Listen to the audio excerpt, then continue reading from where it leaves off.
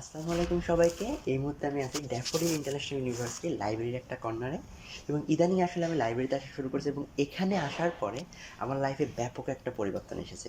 কেননা আমি আসলে দেখেছি, আমি যখন আসলে রুমে থাকতাম, বেড আমাকে বারবার ডাকতো যে রবিন আয় আয় এখানে। মানে যতই আমি চেষ্টা করতাম যে আমি প্রোডাক্টিভ হবো, তারপরেও আসলে কখনো না কখনো আমি আসলে এটা হতে পারতাম না। বাট লাইব্রেরিতে আমি যখন আসা শুরু করেছি, তখন থেকে আসলে আমার ব্যাপক পরিবর্তন হয়েছে। বিশেষ করে আমার যে ইনভায়রনমেন্ট, আমার আশেপাশে যখন আমি দেখছি যে অনেক বই বা অনেকে আসলে পড়ালেখা করছে, তখন নিজের মধ্যে একটা স্পৃহা কাজ করে যে আমাকেও আসলে পড়তে হবে। তাছাড়া লাইব্রেরিতে আসলে অনেক ধরনের বই পাওয়া যায়। আমি নিজেও আমার নিজে থেকে বইগুলো আনি, এবং আমার কাছে মনে হয় যে লাইব্রেরি আমাদের লাইফে, বা আমরা যদি ইমপ্রুভমেন্ট করতে চাই, বিশেষ করে যারা আমরা বই পড়ি বা আমাদের জীবনে উন্নতি করতে চাই, তাদের ক্ষেত্রে আসলে লাইব্রেরি ব্যাপক একটা ইম্প্যাক্ট ফেলে।